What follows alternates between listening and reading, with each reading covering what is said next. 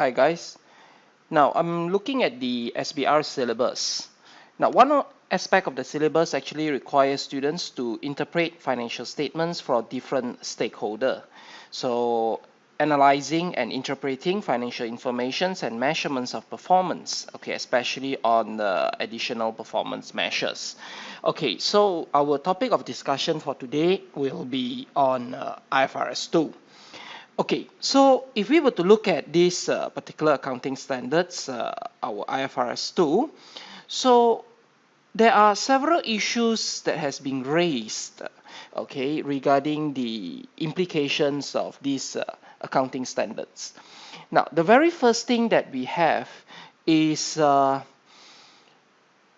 in share-based payment, we are required to recognize an expense over the vesting period. Now, the issue here is there is no cost.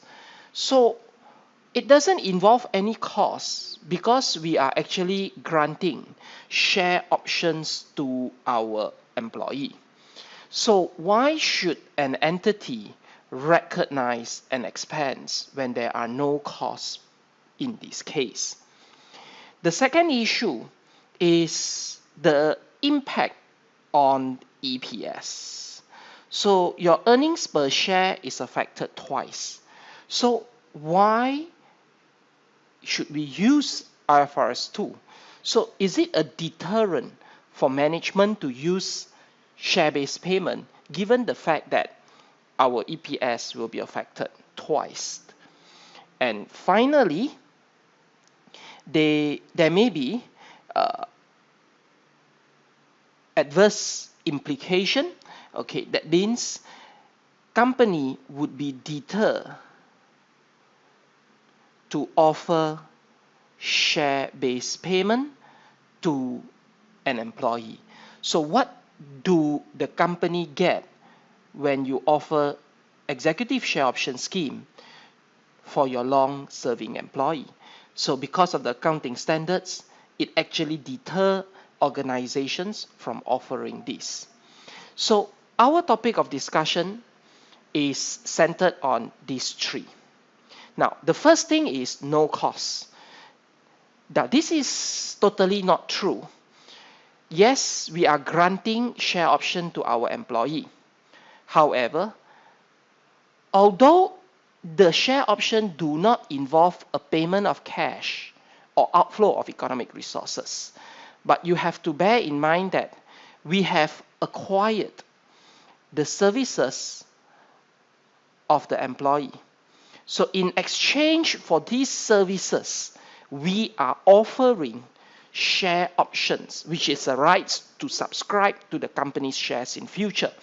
So we should or we must recognize an expense in this case to reflect the acquisitions of service.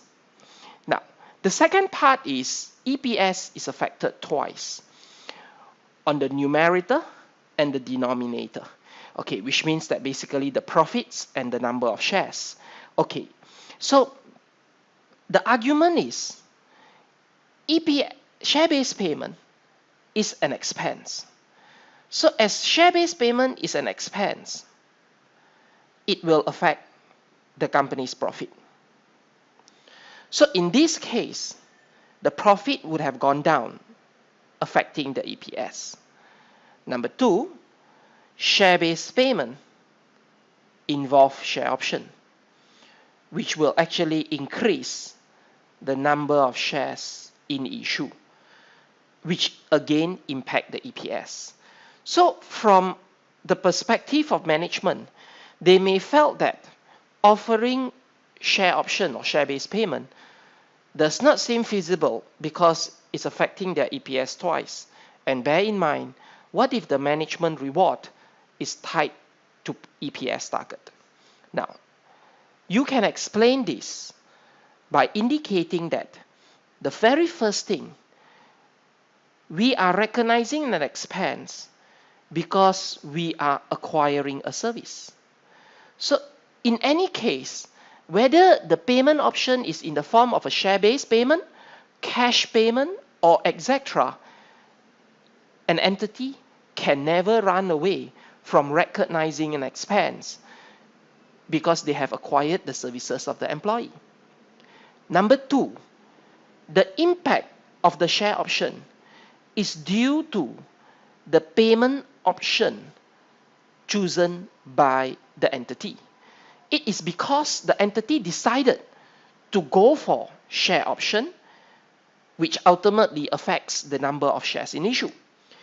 If in the event the employee do not opt for share option and they decided to pay by cash, this would have resulted in a lower cash for the entity as well. So basically, to argue that share-based payment affects the EPS twice is not true, because it actually represents two economic events in this case. And our final aspect is, because of IFRS 2, it may actually deter management from offering share-based payment. Now, again, this is not true. Yes, share-based payment equal expenses. However, you should take note as well, if in the event we do not offer share-based payment, we were to offer an employee a cash bonus, it is equivalent to an expense. If we were to offer company trip, free trip abroad, it is equal to an expense as well. So in any cases, when we are rewarding our employee, we cannot run away from expenses. So the only thing that we can is to avoid having an employee at all. So this is the impact of IFRS 2. So in SBR exam, you may be required to discuss all this in further detail.